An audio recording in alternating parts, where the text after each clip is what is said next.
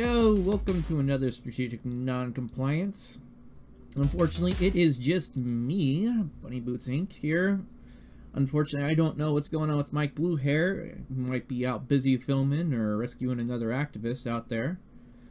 So I get to run all the controls, even on Mike Bluehair's channel. Well, not really. I'm able to only stream to his channel, so he'll have to fix up the title and all that stuff if you're watching from his channel over there. Hello, everyone. And as is, oh man, it's been busy this week, especially with that shooting going on over in Florida. And also, I think I'm gonna open up the ability for here in a little bit for people that want to hop in and chat with me or have a discussion about something. Go ahead and pop in over to my Discord on my channel. If you're watching on on Twitch, there should be a link in the box. If you're watching on YouTube on my channel, there should be a link in the thing. For Discord, if you know how to set that up and all that, get in there, get in the public voice hangout, and I might drag you over to the live stream voice chat area, and we can have a discussion. Oh, let's see, Liquid X83, Santa Cruz, California PD. They even have no video recording inside the public lobby. Interesting. That's quite the thing. And hello over there on Mike Bluehair's channel, Cop Warriors from GTA 5, PS4, and Tony Solando. What's up, my Negro? Dang! You got me on that one. I'm going to have to delete the VOD now from Twitch after all this. Oh well, that happens. Anyway, yeah, that is a funny troll. Moving on here. I wonder how many of you guys heard about what the sheriffs are talking about over in Florida. Now, let's see if I can get this to pop up properly on the things without too much hassle. Let's see here. Give me a moment here to switch over the window capture. Well, hold on. Well, let me see if I can even get the video to play. I've been having a hard time to see if I can get this video playing. Okay, there's motion, but come on, give me the video play, and then if I can get... Seriously, this site's a piece of crap.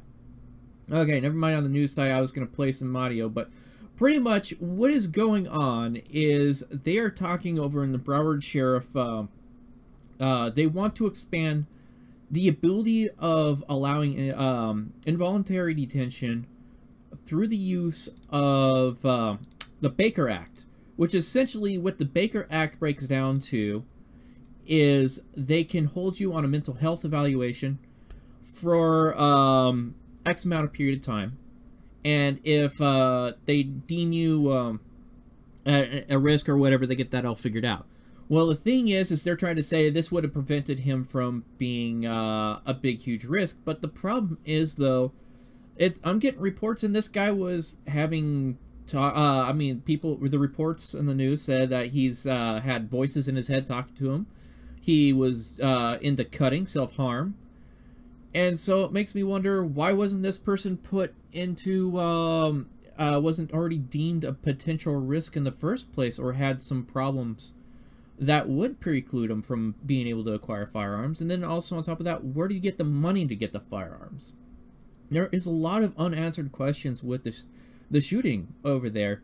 And right now, apparently, the legislature in Florida are looking to expand. But my question is, how much are you going to expand it in the direction? Also, they're wanting to expand it on the on social media, what you put down on social media. And so the question is okay, if I'm sitting there shit posting on social media, making jokes with my buddies and all that stuff, and all of a sudden am I going to be at risk of having the cops roll in because I made some tasteless joke to my buddies about shooting up a school or shooting up some other thing? Because when you're sitting there and you're playing video games with your friends or something like that, or shooting the shit kind of thing, you're bound to make stupid comments, stupid statements. It happens to every single one of us. And yet, the question is, if there is actually no intent of harm, how are they going to deduce that? And then if you do get hauled in for involuntary confinement, there's also been stipulations put into place in the past where if you've been hauled in, you can't own a firearm, even if it was the people that had you hauled in were in the wrong. So, my word of advice to those legislatures: think carefully about how you institute all that stuff, because if you push too far on the social media posting aspect to where it violates First Amendment rights, guess what might happen? You might have the entire Baker Act invalidated because someone sued over that, or someone pushed a lawsuit, or it could get thrown out in the criminal courts if it gets pushed up high enough. Be careful about that, because we've seen these kinds of things happen in the past where laws get invalidated completely and the legislature had to rush to refix them. Like, I can't remember which state it was, but it was like 2 or 3 years ago with prostitution.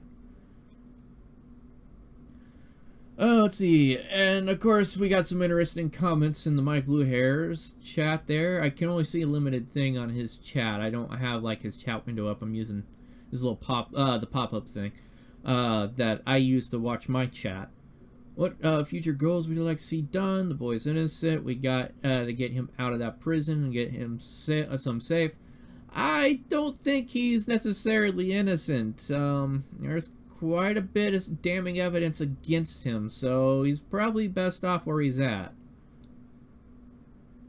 And as is, there's all kinds of contradictory statements, but I'm gonna leave it up to the police investigation, in my opinion, that see what happens on all of this, because it sounds like to me this kid's got some seriously messed up stuff that's been reported in the news.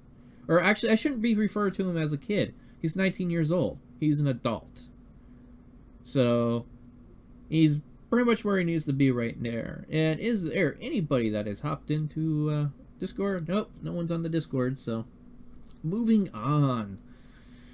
Well, we did get a sort of a tyrant alert, but I don't really agree with the whole thing.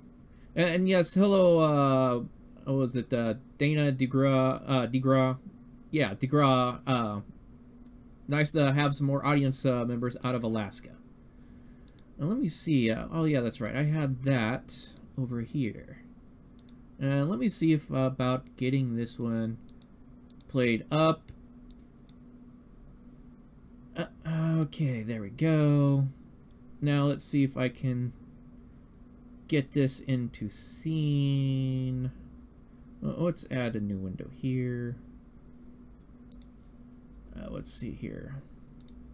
Now let me try to get this put in. And remember, I'm working to streaming software, so every action I have to do has to be duplicated here.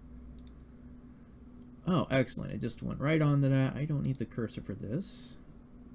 And now to do this, and I'll transition this. Oh, wait, I need to move you down behind all this, and then now I got to repeat the same thing over here. Where's my editor? Add new window. Window capture. And Mike Bluehair, if you're listening, I already sent you the Hangouts link so you can get in here. So, and no, add new source. We need to. Of course, that's grabbing that. Ah, here we go. Excellent. And then I just need to drag you down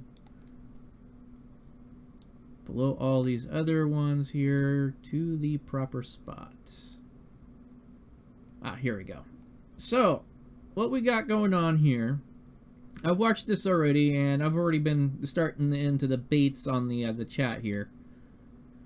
Are bunny boots like bunny slippers? I've always wondered.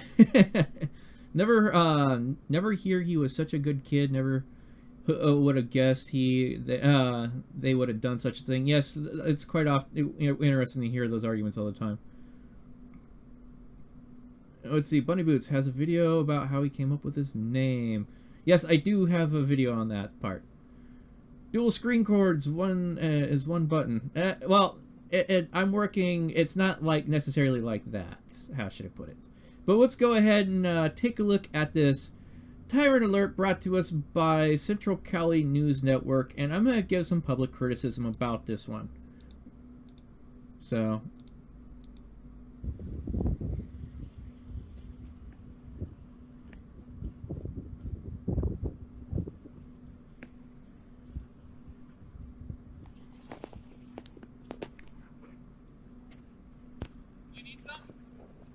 What's that? He's taking some pictures. What's that?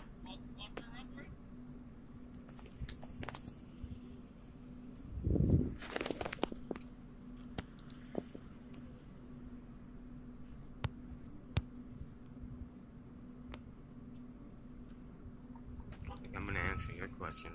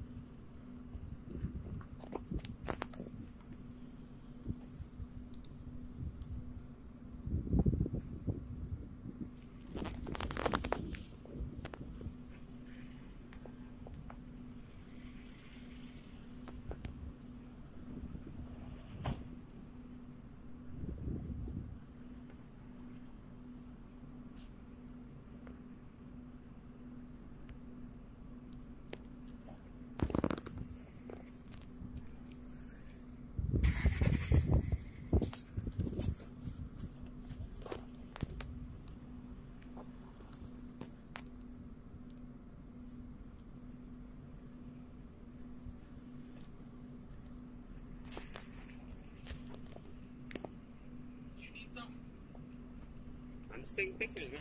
Of what? Whatever I can see. Why? Public. No, you're not in public. You're on private property. This is private? This is private. Isn't it open to public? Doesn't matter. It's still private property. Really? Are you a police officer? Security guard for here. Oh, okay. So now you can get off the property. I'm cool. I'm doing something here. Well, now you're not. And now Yes, I'm I giving am. you a trespass warning. How? Because I didn't give you permission to take my picture. I don't need your permission. You're on private property. This is open to public. And now I'm telling you you can't be here. Okay, can you step So away you from me? can get off property or you can go in handcuffs. I can go in handcuffs? Yes. You're being Aren't given you a trespass security? warning. Trespass warning. You want to arrest me? Trespass warning. Get off property. Call the police. They're already on their way. You Okay. can join him in the back of the car if you like. Let's see. You have no right to be here. You're not conducting any official business. You can get off the property. You understand me? I just went to the store, man. I had to do some shopping.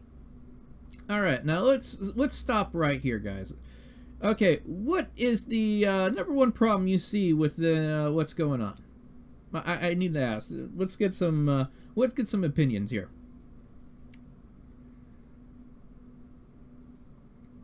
Now, I'll give it a few seconds here for you guys to chime in with some thoughts, specifically up until this point. And then I'll give my opinion. Because I see a glaring issue here on the auditor's part, or tester, the guy that's filming, the camera guy. And as is, make sure I remember, the Central Cali News Network, this is criticism. You're going to be getting, throughout your entire time being on YouTube and all that stuff, you're going to receive negative criticism, well, positive and negative criticism all the time. The best thing is to learn from it and try not to let it beat you down too much. Oh, wait, I hear some noise. Did someone finally pop in? Oh, yeah. What do you know? Well, Mike seems to have turned on his camera here. Mike, you're late. Can you hear me, Mike? Hold on, let me turn on my thing and see if he... Camera here. Come on, Mike. Yeah, I know you should be able to see my ass here. Yo! Mike, can you hear me? Ah. Mike! Mike! Mike! Mike, you able to hear me? Testing, can you hear me? Mike? I can hear you, but it's breaking up really bad. Like, I'm having a lot of internet issues on my end. It's one of the reasons why I started so late. Give me a second to mess with my internet. I might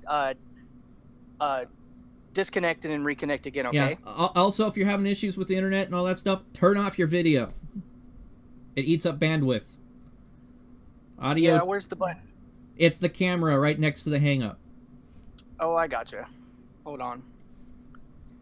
Well, there we go. Yeah. So, anyway, continuing on. Okay, what the big issue is, the guy is on private property of a mall. Now, he's in the state of California, where they do have case law about semi-public areas, such as that mall. Now, I don't know the specifics all on that issue with this, and if you don't have the knowledge beforehand to be able to verbally challenge the security guard in that regard, in that aspect, the best thing you can do is go ahead and leave the private property and get onto the public sidewalk and continue filming from there. And if the guard is truly working for the people that is, well, for the owner of that property, and is supposed to be representing them, they can legally trespass you. And so his mistake in this video is refusing to vacate. Now, as I stated, the exception, of course, is that semi-public thing, which I don't have much knowledge. The only other exception I know about would be if there's a government office that you're planning to go to that is leasing space on that. Like, let's say there's a library there. Or maybe the DMV is also in that mall. Maybe there's a police substation that you got to go visit. That's where things get a lot more iffier, and it becomes gray. It's muddled. There's no really big defining issue defining case law on that specific issue. But the mistake he made was refusing to leave, and he could have. I mean, he could have easily, at the end of this video, ended up in handcuffs by an actual cop. But that didn't happen. We'll go ahead and continue playing this out. I saw you guys, and what do you mean? If I walked up and started taking pictures to you, would you like it? You can do it, man. Pull out your camera and start doing it. That's not the point. This is my freedom of speech, freedom of press. You understand? On private property. Really? Yeah, I'm here. Oh, I'm still having problems. You're breaking up. I'm gonna go out of the Google Hangout and see if I can hear you on my live dashboard for my YouTube. Okay, hold on for a second. All right, I'm continue playing on this stuff. Go ahead. This is open to public. Yes, it is. Up until an agent of the property tells you you can't be here. For what reason? Because you're not conducting any business. Then get the cops here, get me trespassed from this property. I am trespassing you from this property. Where's your paper? You now have 3 trespass warnings. Okay. One more, now I'm putting you in handcuffs. Do you know the laws? I do know the law. Now, here's the thing. They don't, if it's the actual owner of the property itself or a representative of the owner, they don't have to give you a paper document saying that you're trespassed. A verbal warning in most states, I'm not sure if it's the same for California there, but I'm pretty sure it is enough. If it's a one-on-one and they say you are trespassed, you are trespassed. So just keep that in mind on that aspect there. And let me give out the thank you Suzuki36 for subscribing to me. Okay. And when the cops get here, they can explain the law to you. You need to back up, man. You're raising your voice, trying to intimidate me. Have a good day. Bro, you're security, man. Last warning, sir. Please exit the property. You're not conducting anything. I'm giving you your warning. Are you going to comply? You want to speak to my lawyer? I don't need to speak to your lawyer. I'm going to call him right now for you. And he'll tell you. You're on private property. I know the laws, dude. I do this all the time. I'm a journalist, man. I can gather any information on freaking... This is open to public. I can take a picture of anything I can, bro. Do you have your ID that says you're press? You're nobody, man. It's my First Amendment right. You cannot stop me from filming, you understand? Do you have a press ID? Dude, you need to back up, man. You guys need to do your job, dude. And I don't need my job. I have my First Amendment.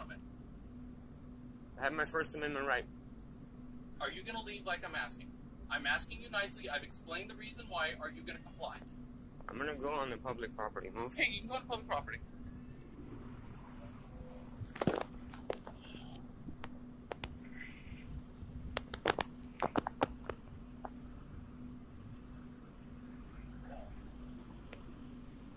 This is on-sale security for you.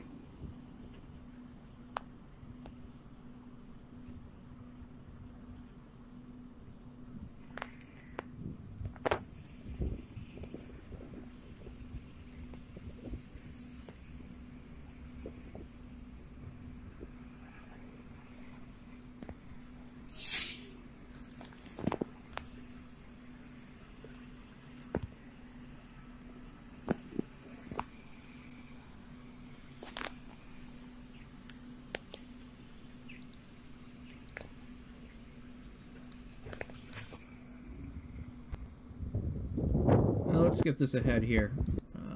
Right by the street, man. That's the sidewalk. This is open to public. You see, by the way. There are like. Hold on. This is called Maternity Village, by the way. There are like hundreds of stores here.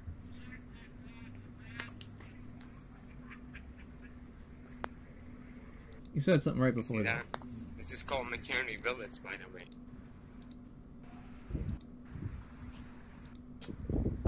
There are like hundreds of stores here. Yeah, well... Okay, now here's one thing. Here's where I have a problem with the security officer in a way. Dude, this is open to public, bro. Right? Turn around. Put your hands behind your back. You're under arrest. You're not an officer. You need to You're back up. under Don't arrest. touch me. Don't You touch are me. under arrest. Don't Turn get, around.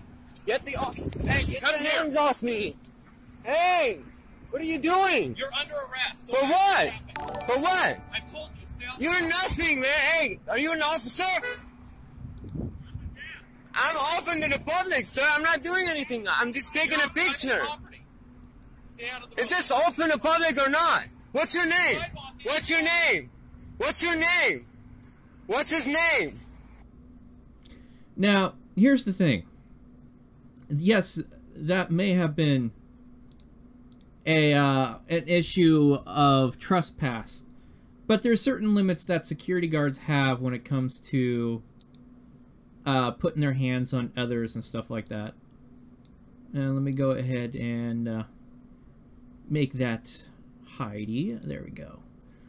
And so that is what we're looking at right now. Is the guy that was with the camera? He wasn't all in the right. Let's see. Enclosed, cultivated without written permission from the owners. Authorized agent is guilty of trespass. Further, uncultivated, unclosed land with signs forbidding trespass at intervals not less than 3 miles along exterior of the road and trails is also considered trespassing. Yeah, let's see. And the thing is that I think the guards were in the wrong for trying to arrest him. Now, they should, I mean, they could easily have escorted him off the property, and that would have resolved the issue. The thing is, he didn't have, to my knowledge at this point, I mean, in my opinion, the right to remain on the property and continue filming. He wasn't on any public easement. He was in the parking lot where traffic can drive in and park. Where he was allowed to be at after he got trespassed is that sidewalk where he wasn't at initially. And Mike, you finally get your audio thing resolved? Is it working a lot better? I hear Kill the it video. Sounds like somebody trying to perform fellatio underwater. That's all I can hear. Kill the video, man. Just kill it. It doesn't matter. I'm on a fiber optic internet connection. I killed the video. Okay, talk. Okay, this is a test of the emergency broadcast system of BBI, who is chastising you for using the video when you have crappy internet and seeing if it will fix it. No, it still sounds like someone's trying to give someone a blowjob in a hot tub. We really need to work on some tech because we need to... You know what? This weekend we need to get you set up on Discord. I think that probably would, because if you're not able to use at least your wired, you might be able to use your cell phone internet and use very little bandwidth. My wired internet is a fiber optic connection. Yeah, I don't know what's going on this part. I mean, if you want, I could try to start a new Hangouts and see if that fixes it, but... Let's try that, please. Let's just okay. send me another link through Facebook and see if it helps. Got it, guys. All right, well, give me a minute here. We're going to go ahead and be on the right back as we're dealing with our technical issues. Okay, here, give me a moment, blah, blah, blah. In fact, actually, what I'll do is also start up the music again, so while we wait.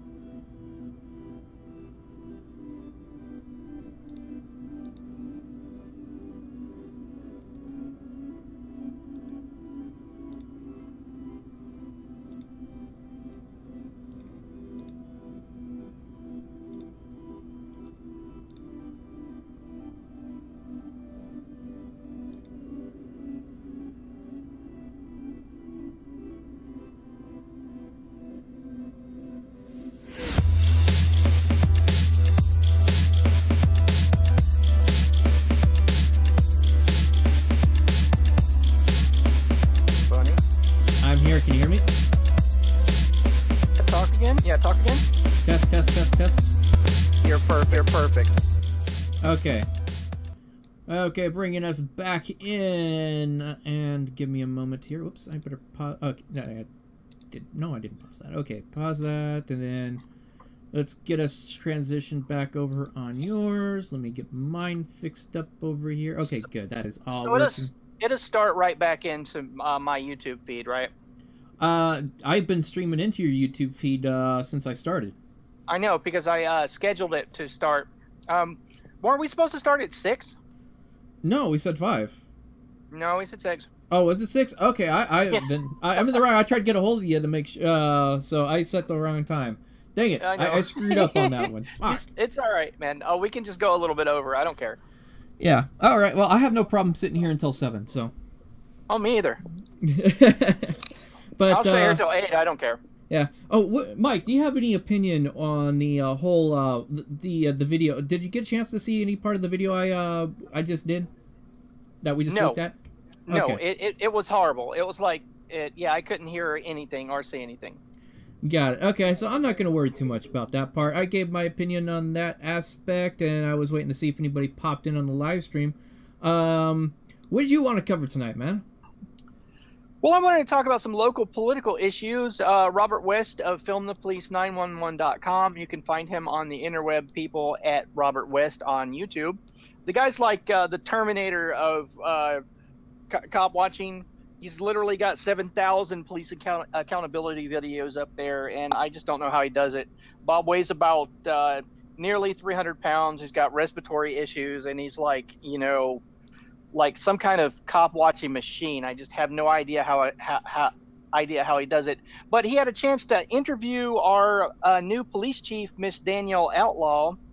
She's basically, well, Portland has this sickness of neoliberalism in our city government, and basically she's a glorified diversity hire. Danielle Outlaw was hired, in my humble opinion, for her tampon and melanin in her skin quota, so that our ultra liberal political elites could parade her in front of them and basically, you know, get brownie points for hiring a black woman. You know, kudos. You know, black check, woman check. Okay, you know, we're a diverse city. Now per capita, we there's a joke that goes around in local politics here that we call ourselves Whitelandia, because there's blacks represent about 13 or 14% of the American population. In Portland, in Whitelandia, they represent about 6 or 7% of the population. So it was really important to get her hired. But Bob was able to ask her some questions after a city meeting just a few days ago. And I would like to do the screen share thing if I could, and show that to people at home. Yeah, go ahead. It should easily pop in, and then I can, of course, adjust the window. Do I do that through the Google Hangouts? Yeah, you can. Oh well, you wouldn't get the audio. I'd probably have to do it. Send me a link to it, and I'll get that set up for us. How about that? Oh well, it's on my desktop. Oh, it's on your desktop. Ah. Yeah, I haven't uploaded it to the web yet. Is there any way we can do that? Well, the problem is you can play it, but we're not going to get the audio. I don't think. Oh, no. You can go ahead and try to play it and see if we get the audio. Okay, let's try. Okay. Yeah, let's go ahead and give it a share and just give it a play real fast and see if we can get it to get the audio through. Okay, where do I go in? Do I go in the Google Live dashboard, or the YouTube Live dashboard is the screen Hangouts? Hangouts window, 3 dots, upper right part. I gotcha. Okay, share screen. That's pretty easy. Okay. Can you see my screen now? No, I can't. Oh, yeah. Your entire screen? Yes. Here we go. So share. Okay. Okay, and then I'll just move the window capture up one here and up one over here. That's right, I gotta drag it. There we go. Okay, we are looking at your screen completely. Nice. So I'm about to play Bob doing a interview, or trying to interview our brand new diversity hire from Oakland, California, Chief Danielle Outlaw, and I'm hoping the audio will play, and we'll find out in 5, 4, 3, 2, 1.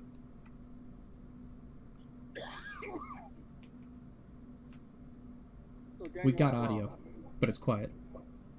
Is it working? It's working, but it's really, really quiet. So okay. I can amplify it on my end, but if you say anything, you're going to blow out everybody's eardrums. Just remember that. Okay, then I will let it play, and then I'll pause it. And after I pause, turn the volume down for a little bit, and then I'll do commentary, okay? So people understand the context of why Bob is asking her these various questions, okay? All right, give me 3 seconds then when you hit the pause. Got it? Perfect.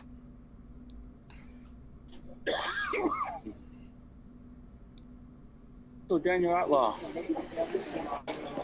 are you going to bring Oakland-style policing to Portland? I'm going to bring my form of policing. Thank you, sir. Also, the other question is, do you encourage your officers to lie about cop watchers and anti-stalking hearings?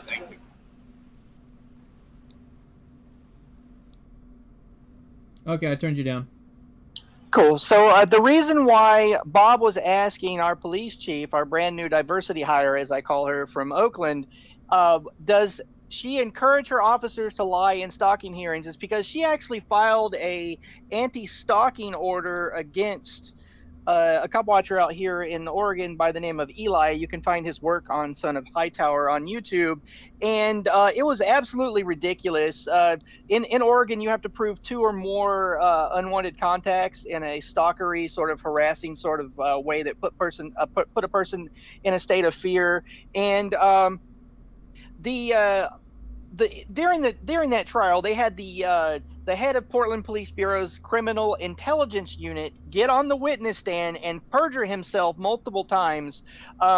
He said things like, not only, well, I'll get into that in a second, but one of the biggest bits of perjury he did was he said that Bob, myself, Eli, and Christopher Ryan Ponte are all part of the same group called Cop Watch, and that we encourage people to stalk and put officers' lives in danger. So he got up on the stand and lied. We're all independent news outlets and independent groups separate from each other. But the way he characterized it on the witness stand, perjuring himself, as if though we're some kind of, intelligence gathering organization for cop stalkers. Like, it's just so infuriating that, that's why Bob asked her that question that way. And the reason why he asked her about Oakland style policing in Portland is because Oakland is notoriously violent and their police force is notoriously brutal.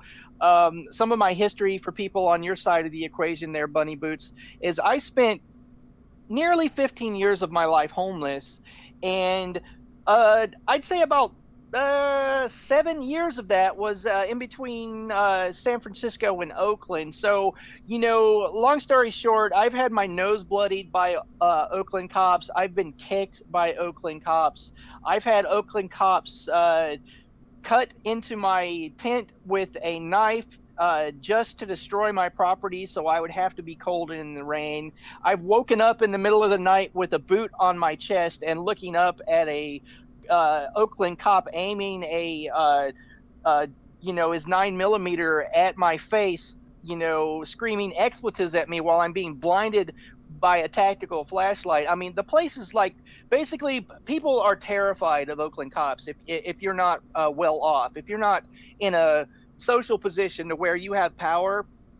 Oakland is just a wrong place. So Portland needs Oakland-style policing about as much as we need clouds of angry bees, swarming maternity wards, emptying the blood from infants. It's just horrible. But I'll continue on with the other things that Bob tried to ask Police Chief Outlaw. So get ready to jack the volume, okay, Bunny? Got it. Thank you. Chief Outlaw, do you encourage officers to lie to courts about anti-stalking orders against cop watchers?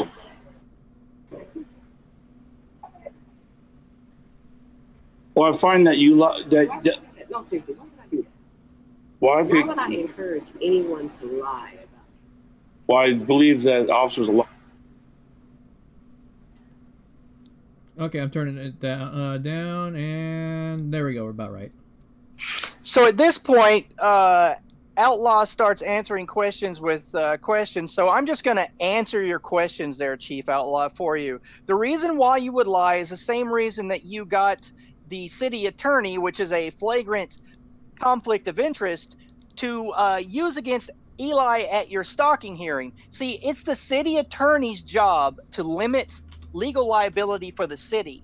So it was a flagrant conflict of interest from the beginning, and the nature that the entire narrative that was spun by this power shark that works for the city was that Eli is stalking you and he has a fixation with you. And then you had the head of Portland Police Bureau's in Criminal Intelligence Unit get on the witness stand and use hearsay evidence gathered from police reports that should have been stricken down by the judge. Just this litany of lies that you condoned and planned out and scripted a narrative during your quote unquote stalking hearing. I mean, a little bit of background on Danielle Outlaw. She was a beat cop in Oakland, California. In Oakland, okay? Like, if anybody's ever lived there, they'd understand how crazy it is that she would say that a journalist walking up to her and asking her questions while she was armed and in uniform. Okay, she was wearing, at the time that Eli questioned her the first time, she was wearing a metal telescoping ass baton. She was wearing a mace. She was wearing a sidearm, and she was being accompanied by a plainclothes cop and another city employee. And the idea that she was saying that she was afraid of him is ridiculous. Like some of the stuff that was mentioned by the city attorney when the city attorney was trying to characterize Eli as some big scary monster looming over this poor innocent woman, is that she literally said that the squeaking of Eli's sneakers on the ground frightened Chief Outlaw. I mean, it's just so disturbing. So there's the answer to your question, Miss Outlaw. You obviously planned a litany of lies in in a court proceeding, having your underlings commit perjury. But aside from that, not very much. You know, there's no reason for you to do it at all. Okay, I'll keep going now, Bunny. Okay. In the Eli's case against you, and I know for a fact that the officer that filed the anti-stalking order, Captain Kruger, he lied about me in his case. You talking about stuff before I even got here. Well, why would you say that? You filed the anti-stalking order against Eli. I certainly did. And if those court transcripts are available, everyone can read them for themselves and formulate their own. Well, a judge made a judgment. I've ordered 2 of them, and both of them were edited. Sure. Yes, both of them were edited, and I find that interesting. Well, I didn't do that. Yeah, the other. Hold on. Okay, back to normal. Okay, here's the thing. Another command level Portland Police Bureau officer filed a stalking hearing against Bob. He's our resident Nazi in Portland Police Bureau. And I know it's really fashionable now for people on the left and Antifa to throw around the Nazi word, but I have to give a little bit of background. Our vice captain that's in charge of setting policy for how drugs and vice, which is a aspect of Portland policing that disproportionately deals with Hispanic and black folks, is a literal Nazi, and I can prove it. You know, all you got to do is check out the links underneath this video, and I link to corporate news stories about this guy. He claims that he likes history and likes to reenact history, and that's why you can find images of him on Google image search wearing Nazi uniforms. He was also officially disciplined for bringing dishonor to the Bureau, in quotes. This is what the at the time police chief Mike Reese had to say about it, for setting up 4 placards to fallen SS soldiers in a park in southeast Portland. So the guy likes to prance around in Nazi uniforms. He actually went to one of the castles that Hitler married Eva Braun in. That's where he decided to marry his wife. You know, that's not like red flags or anything, but like, you know, that was the cop that Bob was wanting to go and ask questions. So he went and knocked on Captain Mark Kruger's door, and he didn't even come outside. So if you ask a cop, you know, why do you like to prance around in Nazi uniforms, and why are you setting up placards to former SS soldiers, you know, I think that's a matter of public interest, but that's why Bob was mentioning that. So let's play more of this interview of, you know, our aptly named police chief Outlaw. All right. Issue that I have is that you wanted another assistant chief to come in where all the other chiefs had. It's a deputy chief. Deputy chief. So do you know that all the bureau directors, I'm a bureau director. Right. Okay. The bureau directors in the city of Portland have a number 2, except the Portland Police Bureau, and has one of the largest budgets in the entire city. You know that? Yeah. So why isn't that when I'm asking for the same thing, it's an issue? None of the other chiefs needed that. Oh, okay. So you're saying that I'm different because I need it? Or because I'm trying to make the infrastructure and the organization more efficient? Okay, here's the thing, right? Hold on. Okay, yeah. Go ahead, don't talk. Okay, here's the thing, right? Miss Outlaw was hired to do a job that had a predisclosed duties. No other police chief in the history of ever in Portland needed an assistant chief. So she gets the job. You know, there's a job description, and she knows what job she's being hired to do. And then one of her first official acts is to beg city council to hire someone to be her lackey at the tune of, I think it's something like, yeah, it's $150,000 a year. So I want you to imagine, dear viewers, that you're trying to get a job as a baker.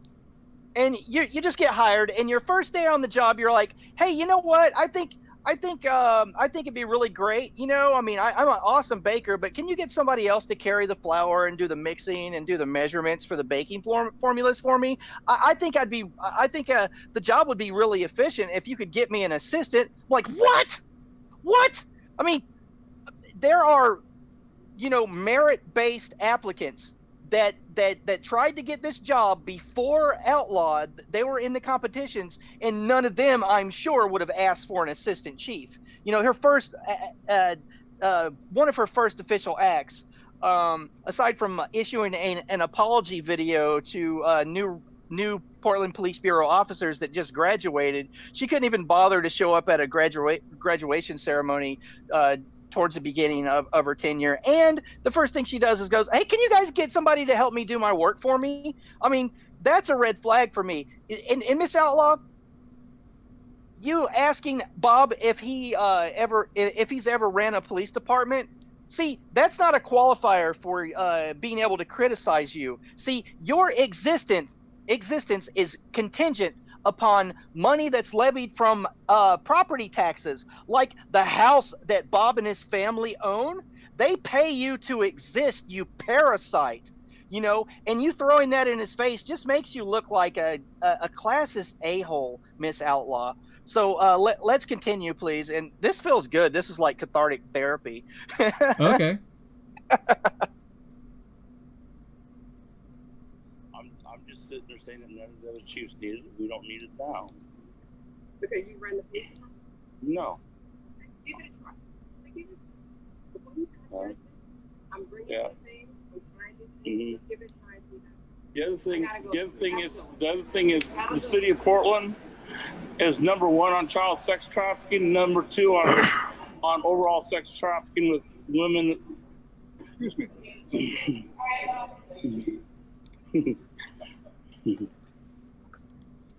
Hold on. Okay, you're good. Okay, I have to point out something. Well, two things at this point in the video. You noticed, Bunny, did you notice the security guard said, excuse me, and kept stepping in front of Bob and trying to keep him from walking forward? Unfortunately, I do not have the ability to fully watch the window because of how many freaking windows, because of what I got going on to get this thing to work. So okay, I am just listening in and just looking for when the motion stops to turn down the volume. So okay, well, I'll point that out to the audience. That security guard that said, excuse me, and you can see him darting back and forth in front of Bob trying to impede his movement forward. I think it's really funny that last year, you see this elevator on the viewer's perspective of the right. During a protest in City Hall, that very same security guard alleged that Bob committed felony coercion against the same guard because Bob's body impeded his movement out of the elevator for a few seconds. When there was hundreds of people in City Hall. So he's doing the exact same thing. He's like trying to impede Bob's movement, and I guarantee you that guy won't get any charges of felony coercion. You know, luckily the DA thought it was ridiculous that Portland Police Bureau and the G4S security guard there tried to actually have that charge put on Bob. But I think the double standard is worth mentioning, and I think it's great that the same elevator is right there so the viewers can watch.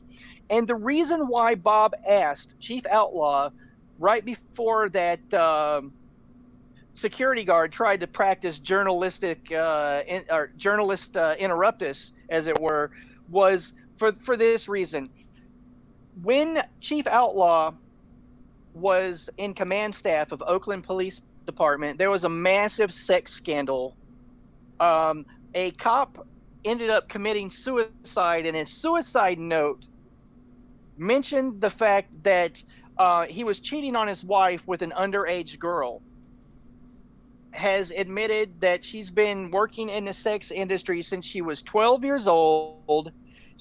She is implicated and admitted in numerous corporate news articles that somewhere between 23 and 30 Oakland police officers, I think 5 or 6 Oakland police chiefs have been fired over it. And this is when Chief Outlaw was in an assistant chief position in Oakland Police Department. And Portland, if you're Bunny Boots's audience, or if you're just watching this in Europe or something, or in another state, Portland is one of the worst places for women and girls being kidnapped and forced into sex slavery through, first they make them dance in underground sex clubs, and then they addict them to drugs and turn them out. And I think it's a very valid question that Bob was trying to ask her, but now there's this big group of cops, you know, walking slowly between Bob and the security guard, trying to impede Bob from asking her this very important question that's in the public interest. And I'll just continue on with the video from here for a bit. Okay. Oh, and keep your mic a little bit close to the computer. It's coming in through your mic. That's how we're getting the audio. Oh, okay. Right on.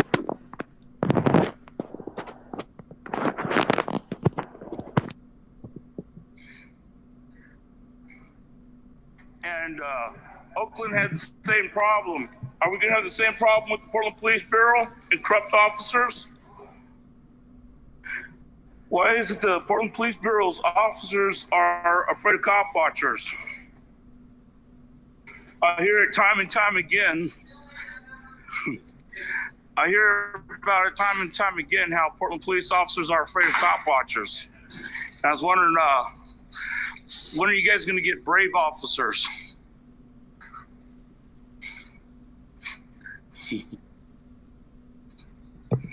I mean, we run around with cameras. We ask interesting questions, and you guys file anti-stalking orders against us. How is that appropriate?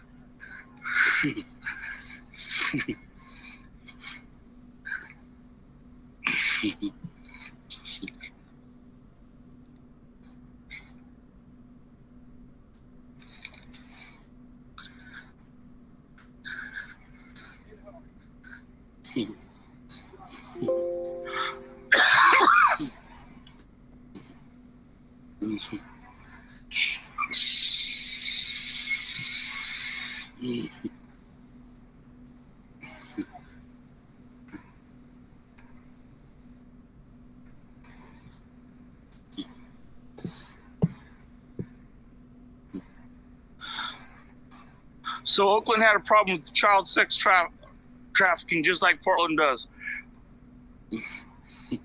Are you going to get rid of the officers that were involved in that?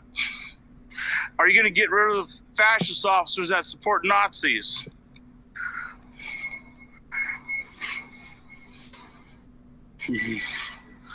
What about these officers that like to shoot mentally ill and beat up mentally ill people? Are you going to get rid of those? Or are you going to just justify their actions? Give me a second here. Okay, you're back to equal volume. So when I do the re-edit, I will upload this video in higher quality so people can watch it online. But when Bob was mentioning what about the officers that support Nazis, that's another reference to Captain Mark Kruger that I've talked about ad nauseum. And, you know, since sex trafficking is so pervasive in Portland, I think it's important that cops, especially if we have a chief now that was an assistant chief, during such widespread, pervasive sexual misconduct of cops. I mean, what are we importing? What sort of policing attitudes are we importing into the city I live in? It's frightening. You know, having personal on the street experience with what cops are like in Oakland at the bottom of the class ladder.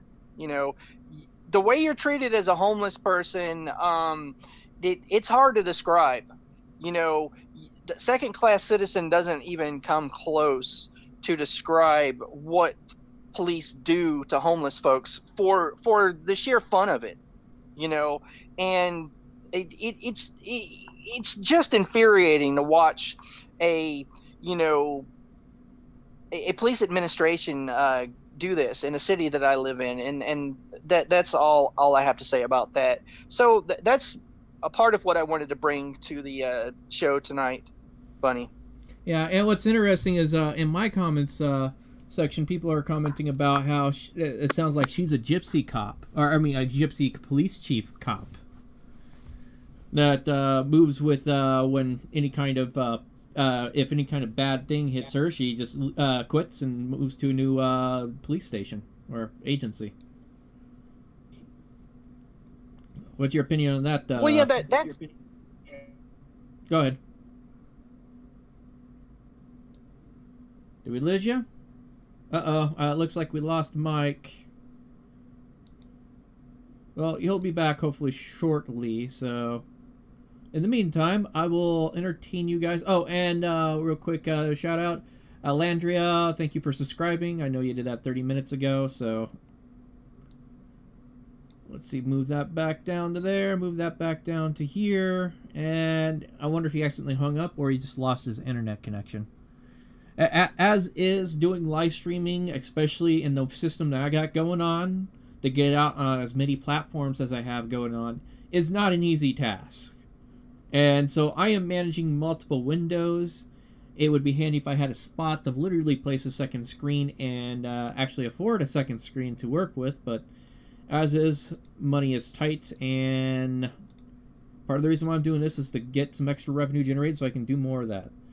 Let's see, it's called The Continuation of the Abuses of Police Individuality Suffered as Children. They cannot help themselves. They are chosen to abuse the people. Now let's see here. But the judge was more than happy to lie, or dang it, that went out of my thing. Yeah, let's see here. Let's see, happy to lie and make BS order because they are the same team. When police have bad PR, so do judges. It's somewhat, in a way, I would say probably close to it. Let's see, put out an Amber Alert for Mike. Quick shout, Amber Alert. Let's see if we could get the things. Oh, wait, no, maybe he got black bag. That would be an interesting follow-up. That was my wife. You just described you from Northern Colorado auditors. Alandria is your wife. Okay, cool. Hey, Mike, you back? I'll give him a sec here. He probably had to restart the router or something like that. Thanks, guys. NCA is cool. Was the request upheld? Yes, by the court. That they got it issued. Get a Raspberry Pi. They're cheap and they'll help do the job. Well, it's not the Pi. I have a strong enough computer to do multitasking. I don't have enough screen capacity to do this all. I need a second monitor to really kick ass at this kind of shit. And as is, I mean, I got a 40-inch TV, but I can only fit so much in 40 inches with on a 1080p display.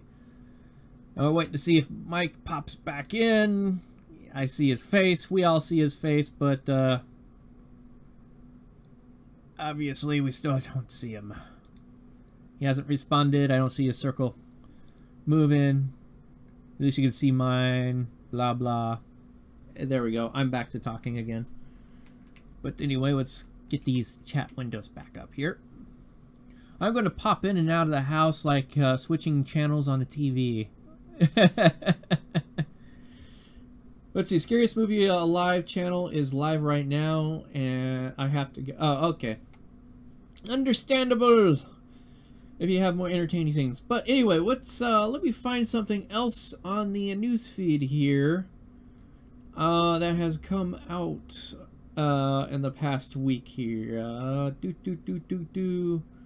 Oh yeah, that's right. We had that incident over there at the border, near a border patrol crossing or border area, where a bunch of auditors were chased off, well, forced off of a. No, that's the post office.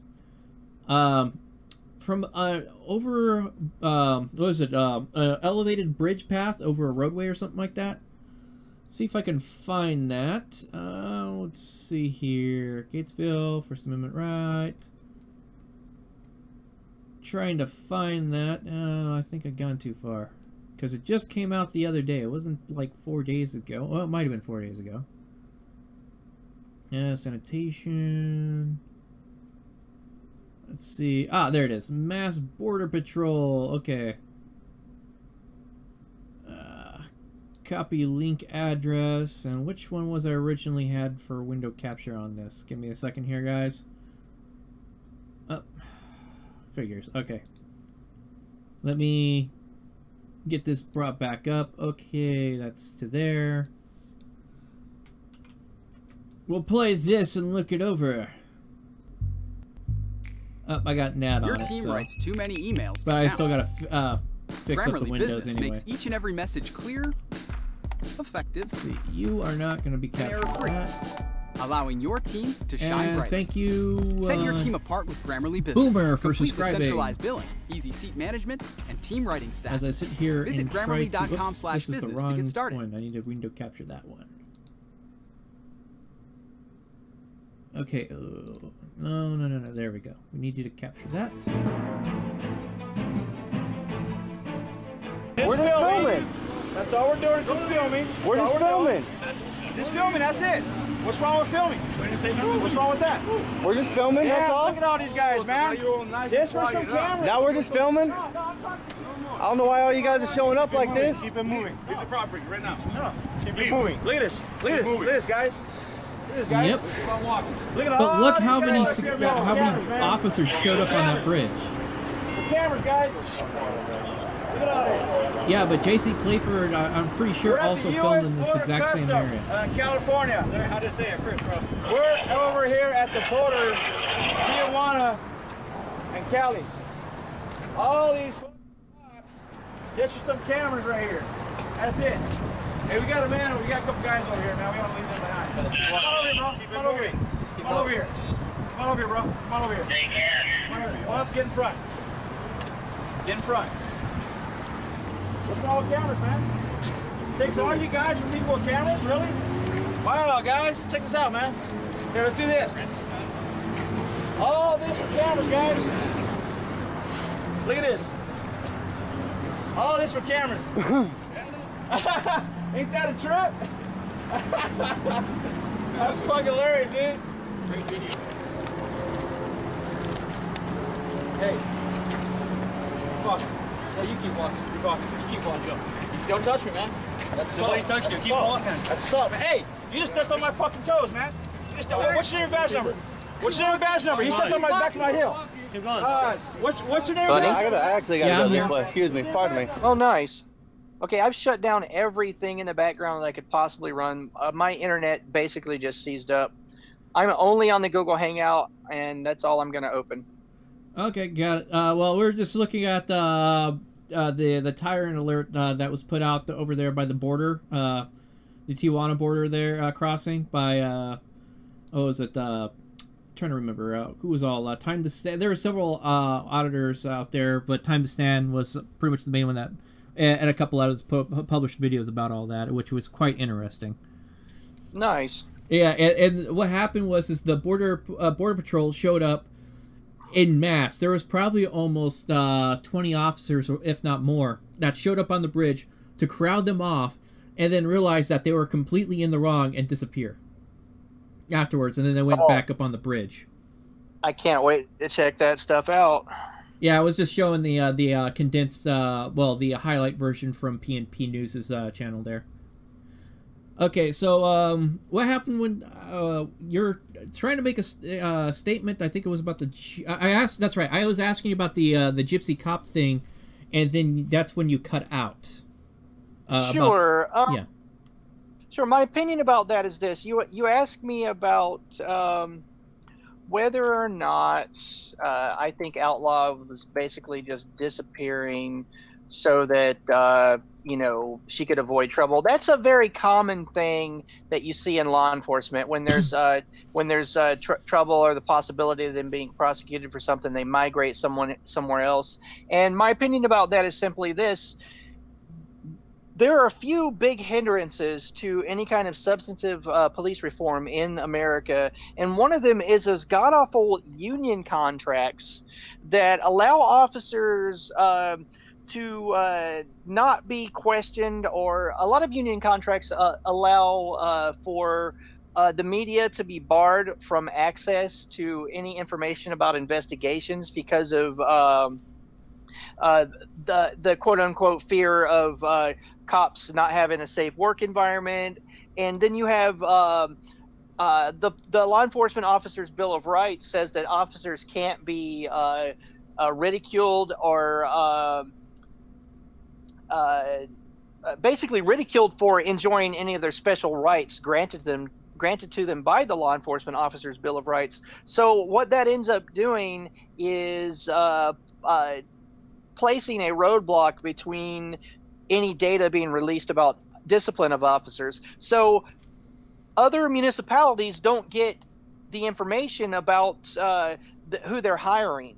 You know, since there's a legal obstacle that protects and insulates officers from having information about their use of force complaints and about their misconduct released to the public, the municipality trying to determine whether or not they're going to hire that officer has a very limited amount of information about the officer's character. And I think the union contracts about not allowing information about officer discipline to be put out into the public, and the law enforcement officers' Bill of Rights, or the various versions of it, depending on what state you live in, acting as roadblocks. So it facilitates this gypsy cop behavior. Personally, I would love to see a national database. I think the federal government, since they so highly subsidize police, and they're robbing us of our tax money anyway, they should spend some of that money they steal from us on having a national blackball database. If a cop is committed of a sex crime, if a cop is committed or convicted, convicted of committing a sex crime, or if a cop is had multiple settled use of force complaints, meaning the city actually shelled out money in legal settlements because of, you know, cops making themselves the in the $1 million club, as they call it, after a certain point of a cop being a miscreant criminal dirtbag, there should be a database, a national database that municipalities, other cities can look at and say, look, let's see, you broke some old lady's arm, you pepper sprayed someone, you shot a homeless person's dog. I don't think it's going to work out for, you in our department. Sorry, officer criminal dirtbag. Personally, those are my thoughts. Yeah, and what's interesting is someone, what is it? OB007, did the cops learn moving criminal cops from Catholic Church moving problem priests? I think that's actually a pretty fair comparison with that statement. Don't you agree? I absolutely agree that, as far as a top-down vertical integration of power, a very centralized core of power, the Roman Catholic Church and the Holy Roman Empire has been used as a model for totalitarian structures to base themselves on for centuries. So I think it's a brilliant comparison. It really, one of the things that Nick talked about when we had him on just a couple days ago is that when people are in higher positions of clergy, there's a unspoken or unsaid kind of insulation that the city government kind of leaves them alone when they commit crimes. It has to be a very egregious and a very public crime for them to get prosecuted. And I found that very interesting information. Yeah, and then up to the, who was it that was asking the question about the bridge there? NJ Driver. I'm pretty sure that entire bridge, that footbridge, is after you go through customs on the United States side.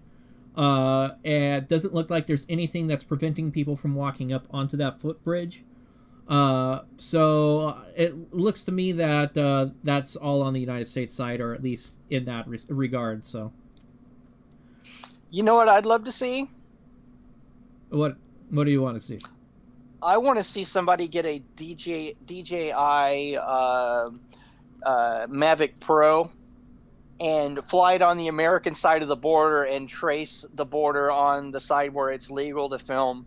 You know, the person that does this needs to research the laws very carefully and make sure they're not within, like, Bunny, you have experience for this. Doesn't the FAA rule say that they can fine you into poverty, basically, if you fly closer than 5 miles to an airport or whatever? Isn't that one of the rules? It's not 5 miles to an airport. It's flying in controlled or restricted airspace.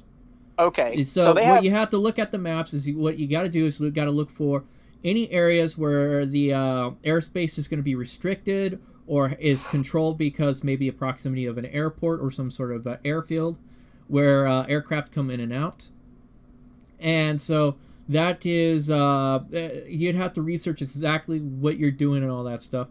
And keep in mind, there's also a few other supposed policies that come into play, because supposedly the Border Patrol has a policy about filming port of entries, but it has not been challenged in the court, and I don't think they really want to challenge it either, for the most part, because I've seen a few people that had dash cams running while they go through, and they haven't been really hemmed up over having the dash cam going.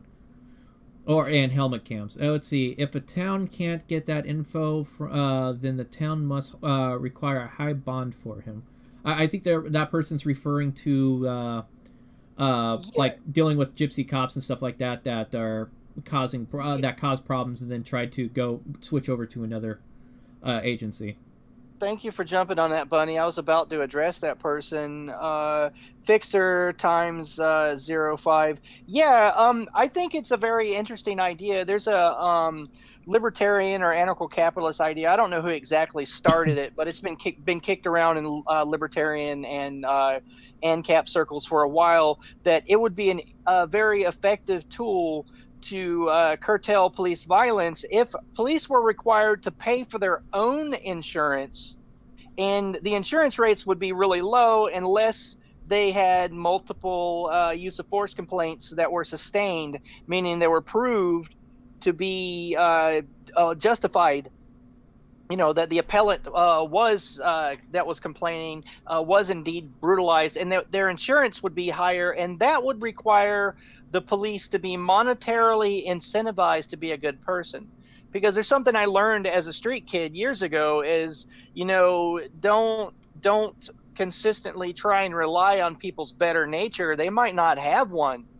Appeal to their mutual self-interest, meaning, you know, self-interest will always be consistent, you know, and who isn't, you know, interested in making sure that they're paid a decent wage? So that will have the police policing themselves because they don't want to be paying a punitive amount of insurance. Yeah, so I think that's brilliant. And FS127 from my chat, didn't activists in Minneapolis try to get that enacted? I am not sure on that specific, but it'd be something that we probably need to go and research on that. I would think. Do you have any idea if anybody's tried to push that in any major events in the last year or two? I do not recall any big stories about that. Yeah, let's see. Adam Kokesh may well have some good idea. Read his book Freedom. Better Nature is Risky. Well, go ahead. Okay, I'm triggered. Okay, this is what it sounds like, guys, when an anarchist is triggered, right? Okay, Adam Kokesh has done a lot to fight for liberty, and you know, he's done a lot of good work over the years, but he's trying to push this anarchist ANCAP's vote for me and I can change politics from, you know, within kind of thing. Now, where he's like talking about running for president. Okay, an idea of an anarchist voting is kind of like, how do I describe this? It's like Jews, the Jewish American Nazi Party, or, you know, like it's antithetical. Like the whole point of being an anarchist is that you know, you've basically given up any faith that you can be governed by government, and that you would like to advocate for a political system that allows for people to have the liberty to self-govern. not rule by force, coercion, and violence. Government, by its very nature, is violence. People vote to have politicians enact laws, and then they have the police force, because that's what they are, is force. Police are the naked expression of force in government. They're the ones that ask, tell, make. Sir, can you take your hands out of your pocket? Sir, get your hands out of your pocket. Sir, if you don't take your hands out of your pocket, you may be shot. That, you know, ask, tell, make. The use of force continuum, you know, that's what they call it in policing. And in during your police contact, it usually goes like that, ask, tell, make. And that's what police do for the politicians. So Kokesh starting this massive campaign, I'm sure he's going to make himself a lot of money off of it. I'm sure his fame is going to get higher for it.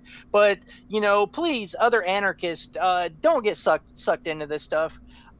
If voting would change anything substantively, they would make it illegal. You know, okay, end of rant. Okay, I feel a little better. You know, I'm a little less triggered now that I could purge that out of myself. Well, yeah. Well, actually, what's interesting is, dang it, let me get that window back up. FS127 gave an interesting link to the Minneapolis thing, an article about that. And so I'm going to go ahead and get that popped up on our window, well, on the main window here. And I'm going to read through the article to you.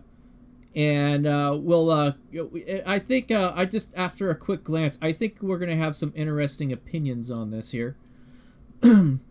Okay, Minnesota Supreme Court upholds Minneapolis decision on police insurance ballot measure. This is done by the Star Tribune. The Minnesota Supreme Court upheld lower court decision dismissing the petition. This was decided March of last year.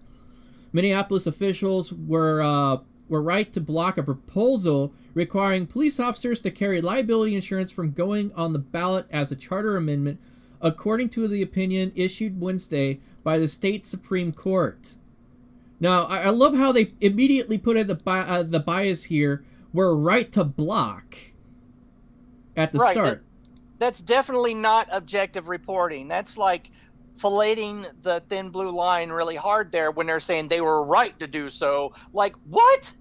Like, it, oh, wow. I mean, I know that media caters to implicit bias, whether they're on the left or the right, but wow, that's very, very poignant that you would point out that one line there, Bunny. But, wow.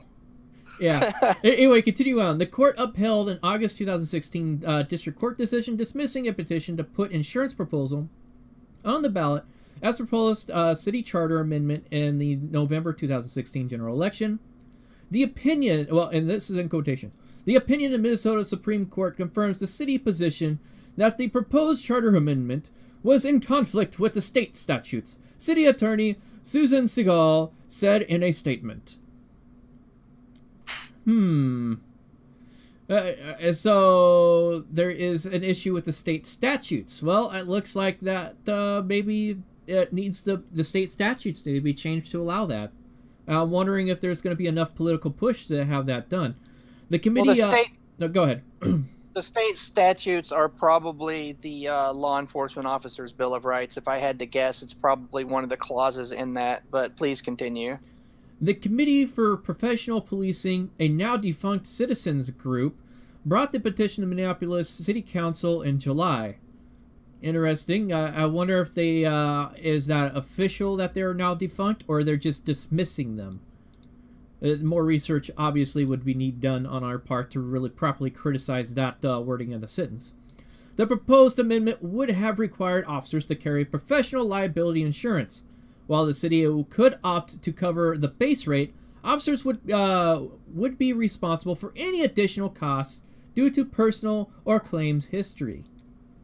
And I actually sort of like this proposal right here. This sounds pretty good. It sounds very reasonable.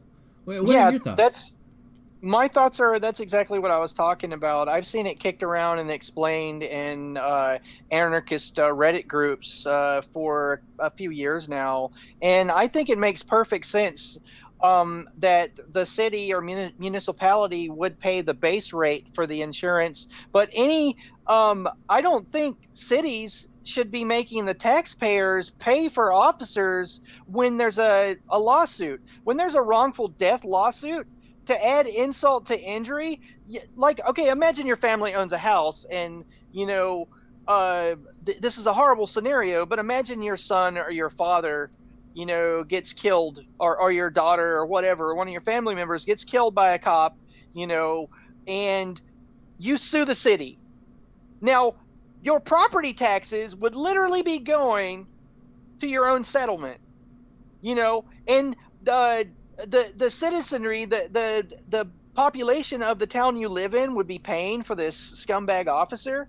Okay, there's a cop in Portland that's cost his name's Leo Besner. If you guys want to have a good laugh, I had an opportunity to put this guy's feet in some coals, metaphorically.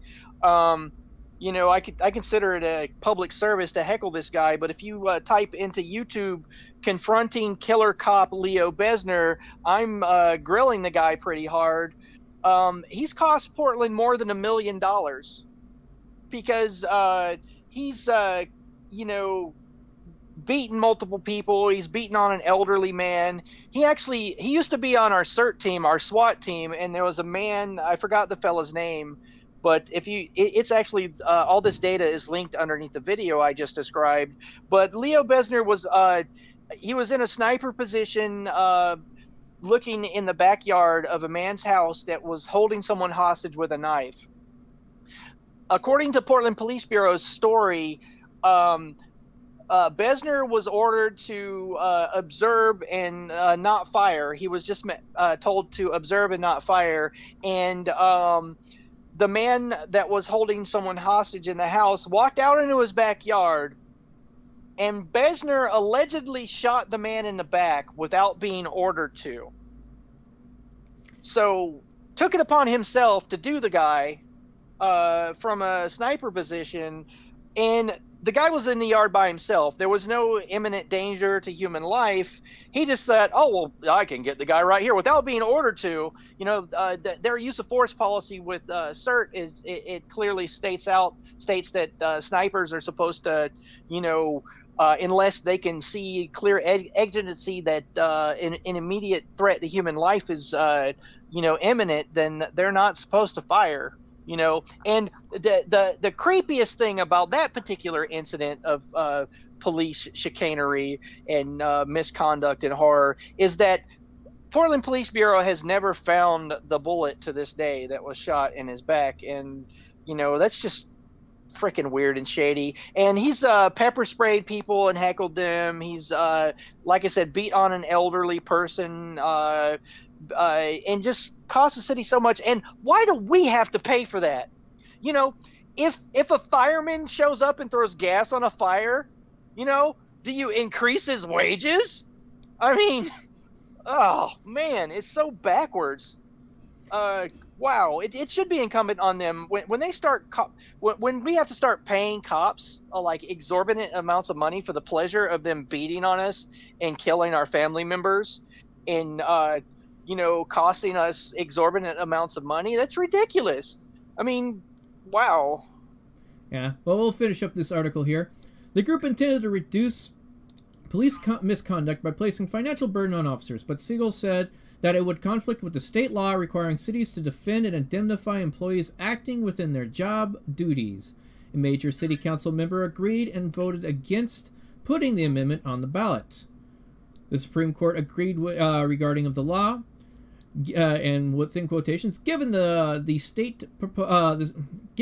proposed insurance amendment would explicitly prohibit what state law permits the city to do, procure additional insurance coverage even for conduct for which the city would not otherwise be liable, we cannot conclude that the proposed insurance amendment is in harmony with the state law, the court said in its majority opinion. Justice David Strauss offered the lone dissent, saying he agreed with the lower court's decision to dismiss the case, but not its reasoning. Dave Bickning, also one of the appellates, said that the court's decision seems to follow a trend of issue like this one not getting on the ballot. It is, in quotes, it is an issue for voters, he said, and it's and that's where it should have gone. So they're using the court system to circumvent the democratic process at this point. Well, it sounds like what's going on is they're stating that if you want to get this, if you want to put this on the ballot, you got to change this other law first in order to get it to happen. Right.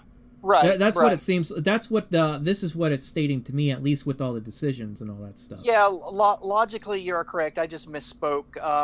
And I guarantee you, when you look at that state law, Bunny, like do the research later. But I'll bet you $3 that it's going to be the law enforcement officer's Bill of Rights in that state version. I guarantee you that's why. That's the core of the problem. Like, out of all my years of doing this, I've been cop watching for 7 years, and just recently, the last 3 or 4 months, I've started to look at the qualified immunity and the law enforcement officer's Bill of Rights, the various versions for the various states. And I'm telling you, that is the root of the problem. That's the rat that's loose in the castle that somebody needs to stomp on. You know, like it really needs to be looked at and reformed. That's all I got to say about it. I mean, I love Fixer's comment referring to your fireman analogy. We need to give the fireman a time off with pay. Nice. Yeah, that's one for you. Okay, I have to give respect where respect is due. I've been out on a lot of police scenes. I've filmed a lot of fires. I've seen the stuff that they do. Can you imagine what if cops were firemen? You know, they'd be like, no, I think we're going to have to set up some police tape and establish a perimeter and wait for a CERT team to come in and, like, you know, make sure that no one, like, you know, gets their hair singed or gets hurt at all before we go and put out your fire. Or, you know, I mean, it's so ridiculous. If cops were firemen, they'd run from fires. Okay, firemen, in my opinion, are owed every bit of accolades and praise that society gives cops. You know, these are real heroes. Firemen are very seldomly talked about in the corporate media, you know, and these people risk their lives to save lives constantly. You know, like in this whole mentality that's being touted by the thin blue lined, blue pole sucking, blue knee pad having corporate media makes me sick. The whole narrative about there's some kind of war on cops is so ridiculous to me. If you look at the Bureau of Labor Statistics, you will see that there's a number of type of employments that are quite a bit more dangerous than police officer as a job. Like, for instance, the most murdered, if memory serves, the most murdered profession in America is cab drivers. Now, when a cab driver, the guy at Yellow Cab, gets shot and mugged and killed, they don't close down the street and have horses, you know, blocking the street. They don't close off traffic and have a parade and have, you know, guys with bagpipes and mothers weeping and people, like, you know, just basically filleting authority with lockjaw. They don't do that when a cab driver dies, you know. But like oh my God, like if a cop is so stupid that he can't look left, right, and left again when he's giving somebody a traffic ticket, and his dumb arse gets ran over, you know, they name the highway after him. Like, what? Okay, so stupid ran out into traffic, so we're gonna name the road after him. I mean, what? I mean, personally, I think America has a collective kind of Stockholm syndrome, or even what's a good analogy? Lady Liberty is in a bad relationship. You know, she's got battered wife syndrome. Okay, you know, cops can murder people, cops can rob people, cops can rape people, cops can you know, be implicated in Oakland. You know, this woman alleges that at least somewhere between 23 and 30 cops she had sex with as a minor, and there was only like a couple cops fired over it. You know, they can murder people, they can rob you, they can get away with this is a common story. SWAT teams get the wrong address, so they raid a person's house. They kill the person's dog. They shoot one of their family members. They're like, oh, well, since we have this legal standard called qualified immunity, the officer was acting under the color of authority of his badge. So, oh, no, I guess that the cop won't ever get criminally prosecuted. But here's some money. They always settle out of court and give them a few $100,000 or whatever, with one caveat: you don't speak to the media. So these crimes, these murders that these cops commit, they get swept under the rugs because the families don't get the settlement checks unless they promise not to make statements to the media. So we live in a society that's constantly covering up for our abuser, which is the police. So Lady Liberty's backside is battered black and blue by the police in this country. Every day she's getting raped, and we as a society, because we want to be good citizens, just cover up for it and just keep taking it, like a $2 prostitute on buy one get one free day. It's so frustrating to actually know what's going on with policing in this country, and then to try to talk to it about people, and they're just like, but who will protect me from the scary criminals? But like, here's one for you.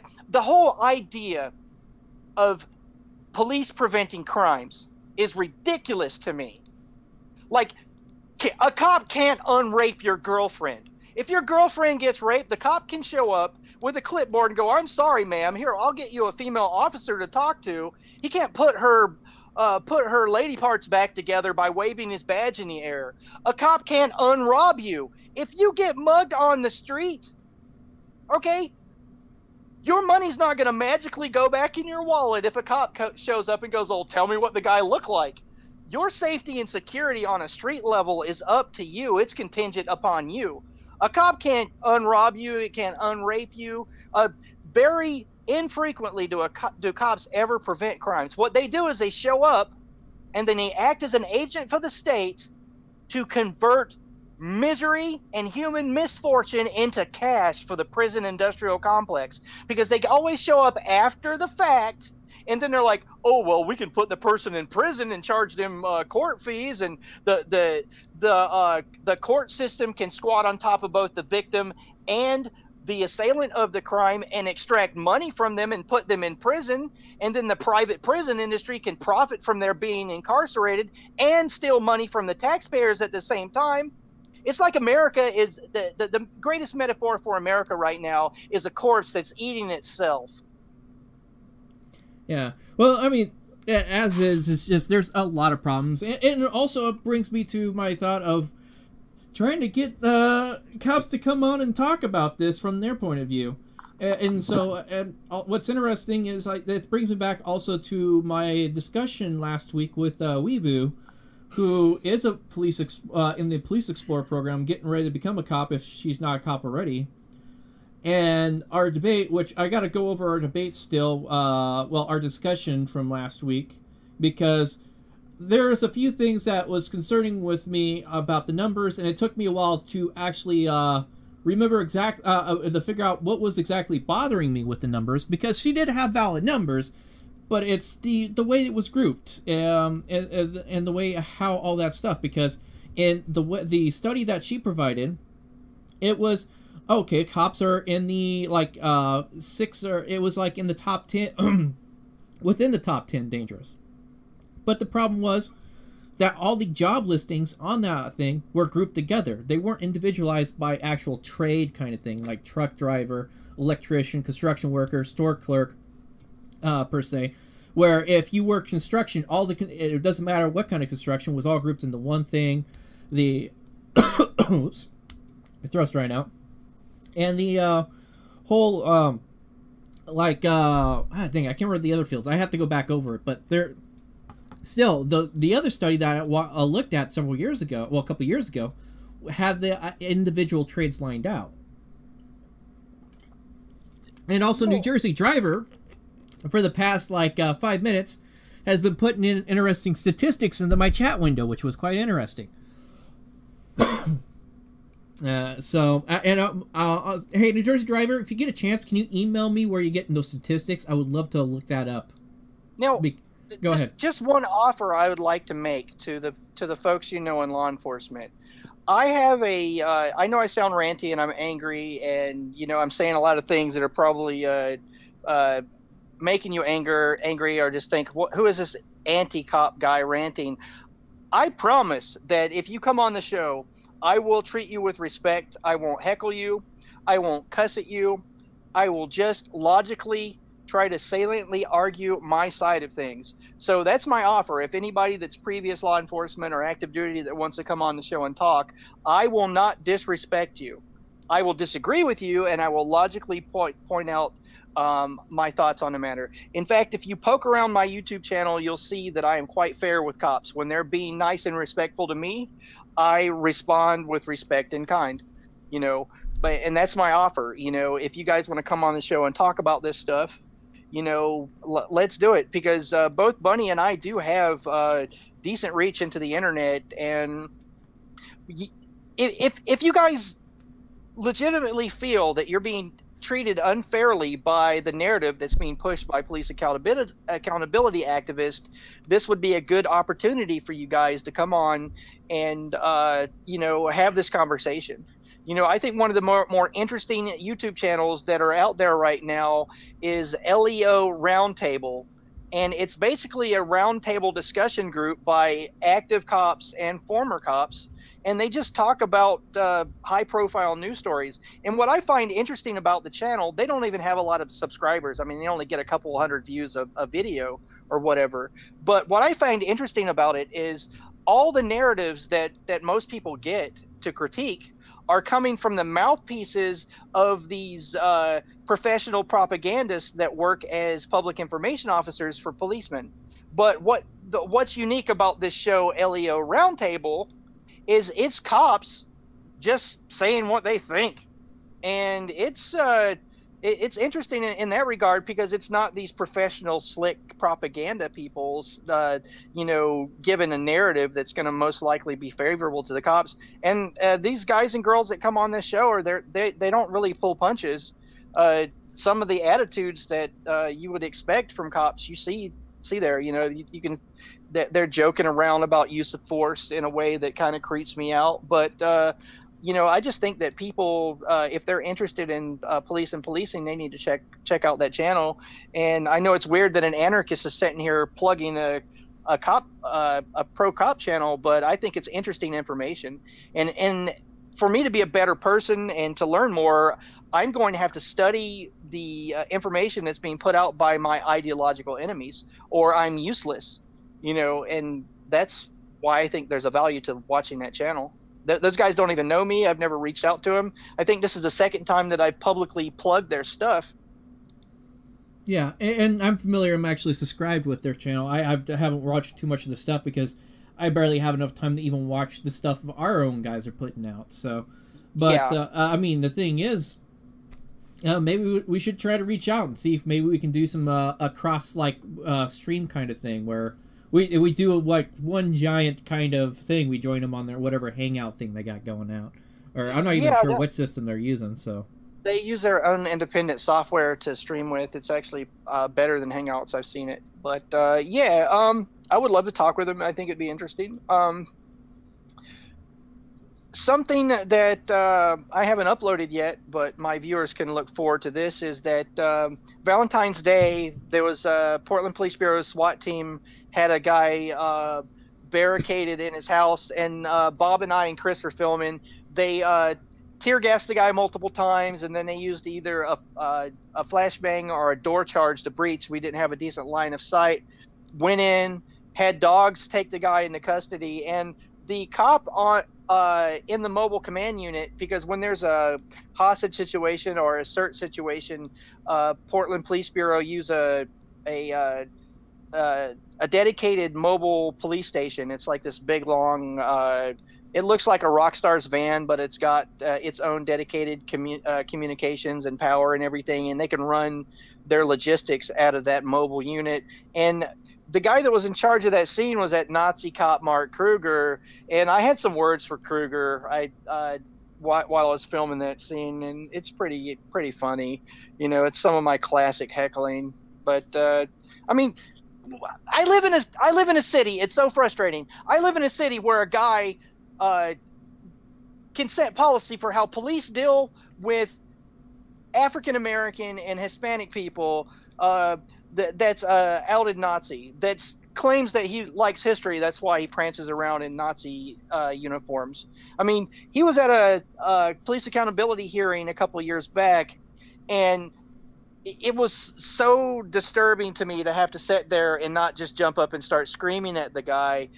He shows up in a vintage late 1930s suit, and he's got like a little Hitler comb-over haircut, you know, and a little vintage 30s tie, and he looked just like a Gauleiter from you know, the Nazi Party. The Gauleiters were people that, when the Nazi Party was in its fledgling stages, they would basically go around and host parties, you know, like swing dance parties and stuff like that, and they would set up tables that tell people all about the wonders of the future 1,000-year Reich and stuff. But he just looks like somebody that could have been one of those guys. Well, yeah, let me tell you all about the, you know, all the wonderful stuff that brown shirts are doing, and, you know, like, you know, here, have a drink, here, take a Nazi pen and a little pamphlet, and we're going to change the world. You know, I mean, he just looks like one of those guys, and it's freaking disturbing. And because of the nature of the union contract with Portland Police Bureau and the city of Portland, this guy was outed, and there's numerous female officers of Portland Police Bureau that he was sexually harassing. And he actually, during these allegations, he actually posted a 8x10 note on one of them's door, heckling them about his the allegations of the sexual harassment. And Portland Police Bureau officers were joking about him being a Nazi because, well, you can do a Google image search. Do it now, viewers. Google image search Nazi cop Mark Kruger, and you will find a black and white photo of Mark Kruger in a German World War II soldier's outfit. Like, you can actually see him there wearing that crap. So they were joking. Portland Police Bureau officers were joking about that. And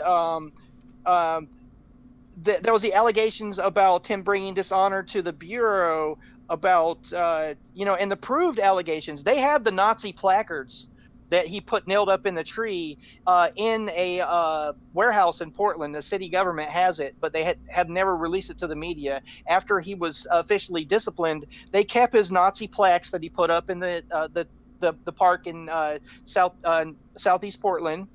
And, you know, thanks to the union contract, when those girls made that complaint, and when the officers were emailing each other about him being a Nazi, because, well, I mean, all he's missing, I shite upon you not, dear audience, is a little Hitler mustache on this guy. I mean, it's so disturbing. It's so disturbing. It's so repugnant. And I don't throw around the Nazi word as a pejorative. I mean, this dude's just a Nazi fetishist. You know, it's disturbing. You know, by day, mild-mannered police captain. By night, goose-stepping, Jew-hating neo-Nazi. I mean, what? I mean, it's so frustrating. But, well, I did that little I did a DuckDuckGo search for you, and CBS article: Portland settles suit by police captain who honored Nazis, from 2014. Please do read that, Bunny, so that viewers can see that I'm not just using the Nazi word as a pejorative. Once forgotten plaques placed by a Portland police officer in the city park to honor 5 Nazi-era German soldiers have come to haunt the city. The officer, Captain Mark Kruger, threatened to sue the city last year over texts sent by top police officials to an officer characterizing him as a Nazi sympathizer. Instead of going to court, the city settled, agreeing Kruger 80 hours of vacation and $5,000. Oh, boy. Yeah, the union contract forced them to pay him back pay. And also, he's part of his settlement. The fact that he put up those Nazi placards and was disciplined for bringing dishonor to the Bureau, okay, was removed from his official file. So when Kruger, if he wants to go work for another police bureau, the fact that he was sexually harassing officers, a female officer of the Portland Police Bureau, the fact that he put up those Nazi placards, you know, will not appear in his resume. You know, like, you know. Yeah, hold on. Let me read this part. For some in the city, tensions linger over a series of police shootings of minorities and mentally ill. What came next was too much. His record was also wiped clean of the discipline he faced for putting up the plaque in 1999, and the chief apologized to him. Just exactly what you just stated. Mm-hmm. Yeah. And, like, okay, I actually got to tell him this to his face, and I'm so happy I got to do it. I'm not a violent man. The only thing I'm interested in shooting the cops with is a camera. But I told that guy to his face, and I'm so proud that I got to say this. My grandfather Dudley got to kill Nazis, and all I get to do is give you the finger. I feel cheated. Because my grandfather Dudley fought in the Pacific Island campaign as a turret gunner in World War II, and he also got to kill Nazis. You know? Yeah. And apologies, New Jersey diver.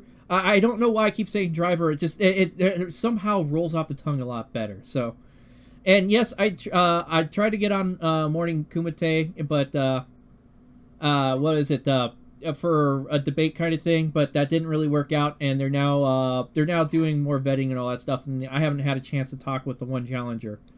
So, but and also Ichabod Orange has seemed to decided he's not into talking with me and the Batosai about the court decision that I challenged him at, but someone has told me that they talked with him about it, and I guess behind closed door he sort of admit he has no longer he's changed his opinion, but publicly he still holds the same opinion from when I talked to we did talked it out in the comments section of 2 of his videos there.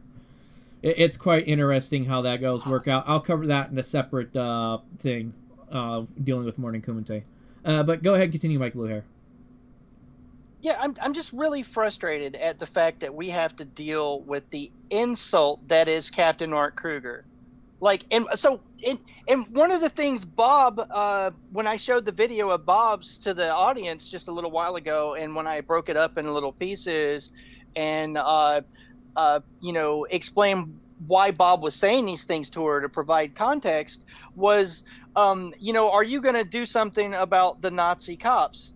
And he was talking about Mark Kruger to her, you know, and so we have a black police chief, a black woman, you know, and she's in a supervisory position over a guy whose idea of a good time is to wear Nazi uniforms and put up placards to, you know, Nazi soldiers. And he literally, when you read the multiple articles about him, he married his wife at the same place where Eva Braun was married to Hitler. You know, that's just a red flag. And there's something, you know, I would like to share with the audience about my history. I was doing Antifa stuff before it was cool. You know, I'm middle-aged now. In the 90s and early 2000s, I was going to neo-Nazi shows like skinhead bands like Screwdriver and Hammerskin shows with other punk kids, and putting my foot as far up some Nazi ASS as I possibly could.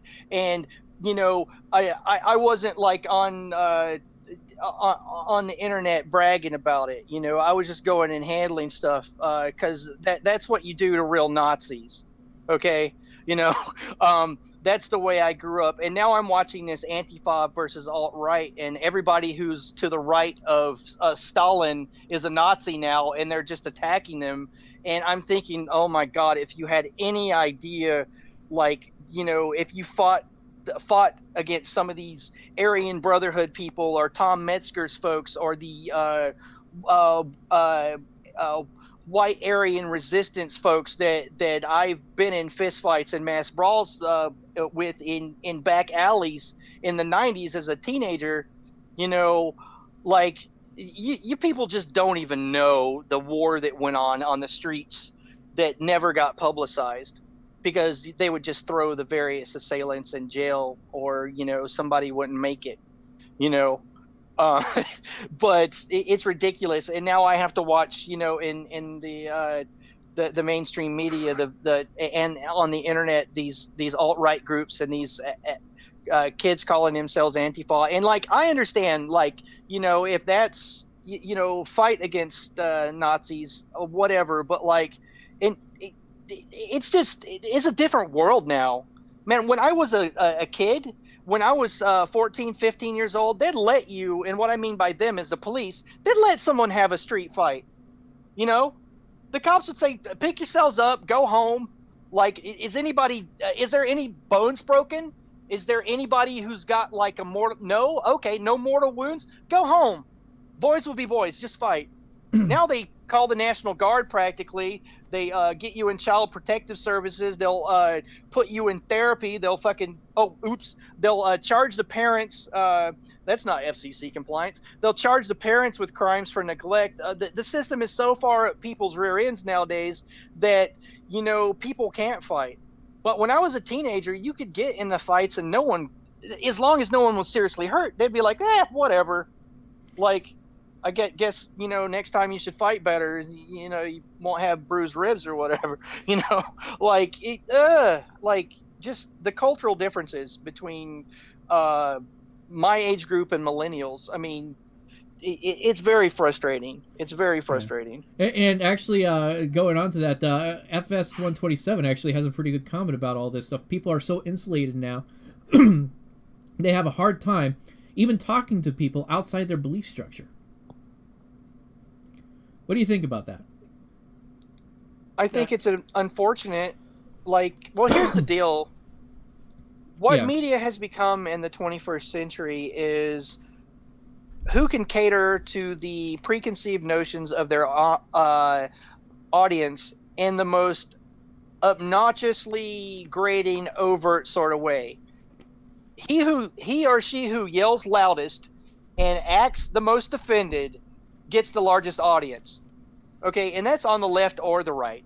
Like, so unfortunately, it's part of human nature to look to the person that's being the loudest, the most obnoxious, the right, like, and give that person a position of prominence.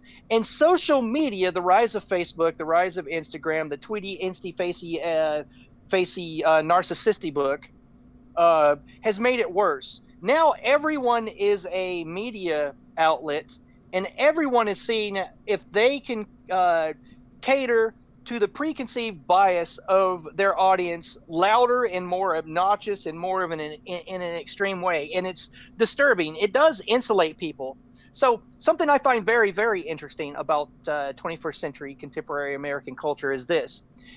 This is a common phrase that's said by everyone, no matter you're an anarchist, a socialist, a communist, a libertarian, you know, what are those Bernie Sanders people? A democratic socialist. Everybody says to everyone else, why don't you wake up? America's so asleep. Oh God, they're so asleep. They all say that. Like the sense of importance has been folded in on everyone, and everyone thinks that they're right, and everybody thinks that they know everything, and everybody knows that if just the world could see the way I see it, the world would be a better place. No, that's not reality. That has absolutely nothing to do with logic, reason, and objective truth. That has to do with bias. And since before the rise of social media, we've had the corporate media, and you have the two dominant voices, the Republican and the Democrat, or the extreme left and the extreme right. And they've been polarizing this argument between each other, and all social media has done is fragment that and then ape that like monkeys doing sign language. So you have all these little groups that are basically catering to their preconceived notion. When I try to Google something and try to understand it, you know, this is my approach, Bunny. I look at opposing views. I look at people that disagree with me, and then I look at why are they saying that? what logical reason do they have to say that? And then I try to formulate my opinion. I try and be objectively logical about my approach to reality. I feel that that's, you know, a minority kind of perspective.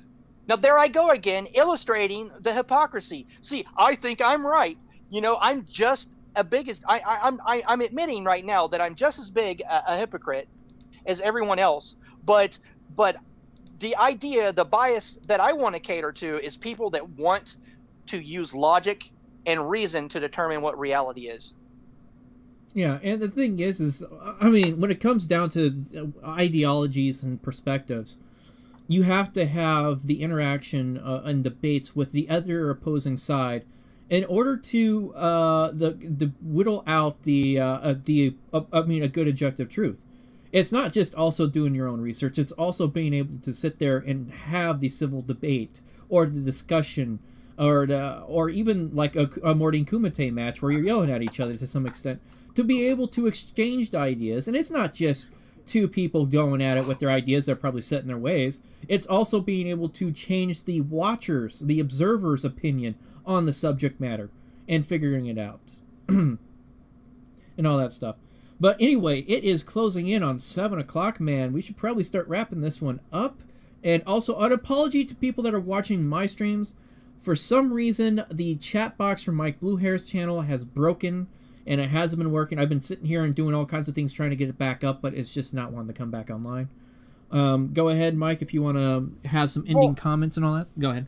Well, I'll do an ending comment. And thank you for listening to me rant, Bunny, but, like, I've been, you know, just really PO'd about the way that city government has been working in Portland lately, and the way that there's basically a no BS war on cop watchers being wrought against us by the city government.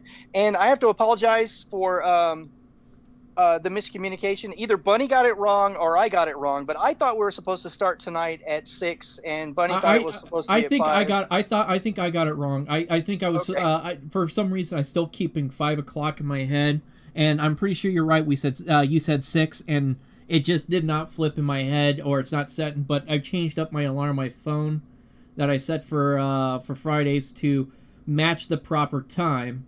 So hopefully next week I will get it right this time. Well, I want to apologize to my viewers, but I'm sure Bunny entertained you adequately, and I know he showed some video. And I'd just like to thank you, Mr. Boots, for doing this project with me, because I think you're a good counterbalance, because that what you bring to the table is a knowledge of law and police procedure and civil rights. That's you know, it's a good complementary type thing to my ranting. You know, I mean, I'm more versed in the sociology aspects of it, the psychology, and the on the street practical interaction with law enforcement.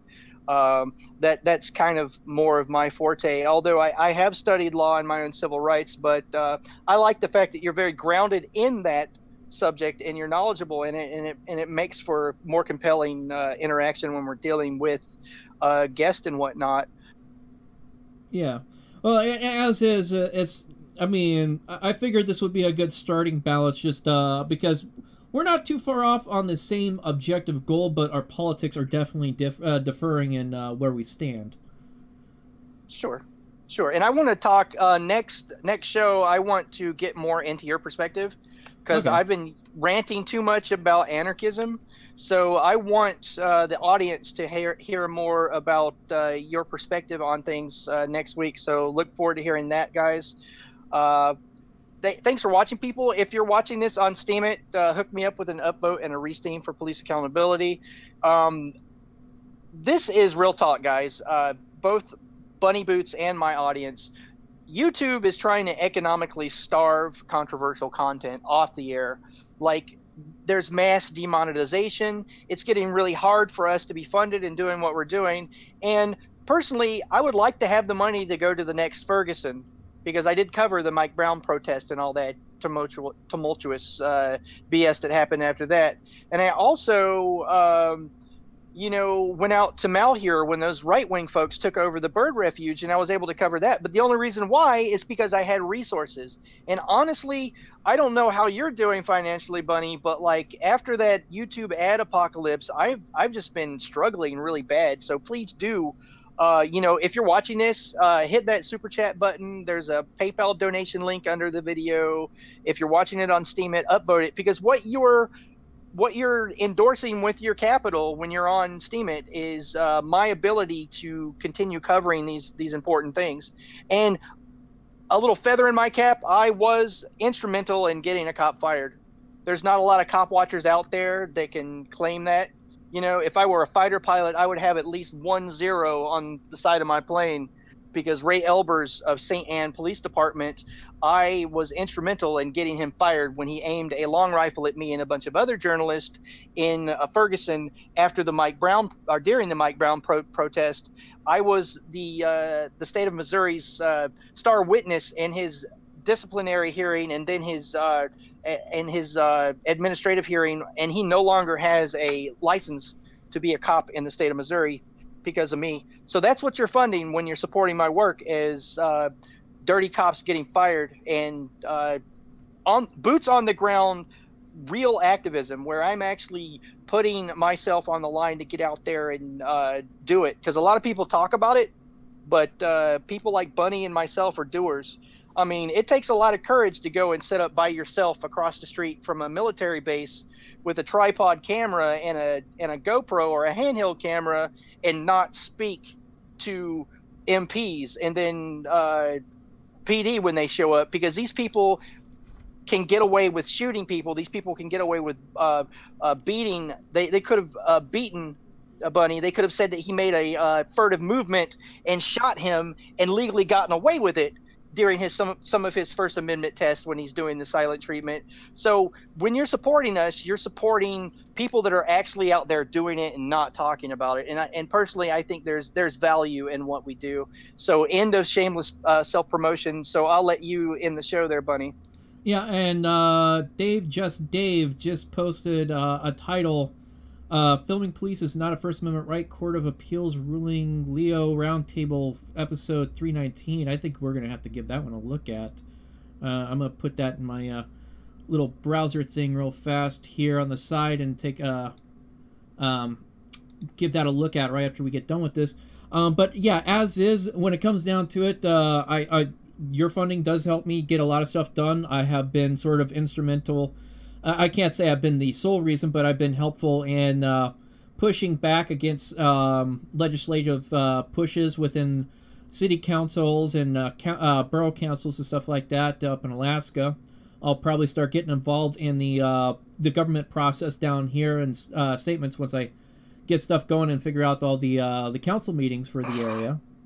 But as is, I also am out there documenting, and it takes money to go and do all that stuff. And as is, I'm still dealing with that U.S. Marshals thing. That is not over. I am working with some other people to try to get that push. But believe me, that fight is not over with. That is still ongoing. And hopefully we can get some changes pushed because of that. And the thing is, it's just, it costs a lot of money. And as is, I break even, and that's part of the reason why with like the First Amendment test videos, with my First Amendment Fridays, I produce a video, I charge for that video. If I'm not producing a video, I don't charge you for it. That's why I do the charge for per video and not charge per month, because there's times when I'm busy, I'm not able to produce videos. I'm not able to sit down and, well, get out there and get that footage and then go ahead and get it edited and put out there. This month, I got enough footage to put together for, I could probably fill up the rest of the month, but it's hard to say if I can, how much more beyond that I have. So, but you guys have a good time out there. Remember, we are, for Fridays, it's going to be 6 o'clock. We pretty much agreed upon that, 6 p.m. on Pacific. If for Wednesday's show, it's going to be 3 p.m., correct, Mike? 3 p.m. on Wednesdays? Okay. 3 p.m. Wednesday, Friday, 6 p.m. Yeah. And I'm trying to get a guest on for next week. And I just recently had a message back from Gavin Syme, the very well-known liberty activist. And personally, I like a lot of these constitutionalist people. And it's funny because I'm an anarchist, but some of these hardcore constitutionalists are some of the last people left in America that have any balls. And that's my humble opinion. But they are willing to stand up for their liberty and how they perceive things. And personally, I think Gavin Simon, some of the other people in the quote-unquote liberty movement are amazingly strong people. And I'm very excited to contact him through email and arrange a time to do this show with him. Yeah. I mean, if anything, if we can't get him on for like a live show or whatever, we could probably at least get it pre-recorded and then play that while we do our show or whatever and have that going. Sure. Yeah. Yeah. And I think it would be interesting to have him put in the hot seat. You know, I think it might be interesting to have people, you know, asking questions, fielding questions for the audience. Right, because there are a lot of people that are irritated with him about him and his family moving to Mexico. But my statement to those people that are saying that he's, you know, left the country and you know, blah, blah, blah, he's a traitor or whatever, or, you know, people looking down on him for that, I'll just say this to them. Has your family been threatened, intimidated, or coerced by the government? Have your kids been intimidated? Has your wife been? You know, his father has been harassed and bothered by law enforcement. His brother has. His wife and children have been. He has been numerous times. He's been unduly charged, maliciously prosecuted multiple times. So until you walk in that man's shoes, I think that maybe you should, you know, take back a little bit, sit back a little bit in your chair and think about the amount of trouble this man has brought down on himself for standing up for his liberties. Hold on, NJ Diver, I'm gonna give you a wrench. There you go. Now you can post URLs. Though, if you're wondering how the other guy posted the URL into the chat, he's over on Twitch. Right now I got it set up where URLs can go onto Twitch. YouTube, it's different. I actually have to literally give people wrenches in order to be able to post URLs into the chat box. Oh, and by the way, if you're not clicking on that little square $sign at the bottom of my super chat and holla holla let it rain dollar bills for me right now, it's possible that you might die. I'm just going to put it out there. It's possible. Yeah, and as is my general stance on moderation is I'm only giving you the wrench to post links, NJ Diver, and I don't want that really being used to censor people because as is, I view the ability to chat as much as possible, but just keep in mind, if you're posting something that goes against the YouTube terms of service, that is on you, and if you get banned for it, that is on you. So... but we might as well go ahead and end this out. We are 11 minutes over the hour. And you guys have a good evening. I'm sure you will too, Mike, right? Yeah, man. I'm going to go out cop watching. There's Chris has been pretending like he's making that hand gesture for pleasure in himself. Like periodically he's over there in a chair, like, and Bob's looking at me laughing, rolling their eyes going, God, man, we've heard these rants 500,000 times from you, Mike. Shut up. We need to go cop watching. Yeah, I might go cop watching too myself tonight. The bar, I wonder if the bar scene's going to be hopping tonight. Anyway, okay, we're out of here, guys. Later.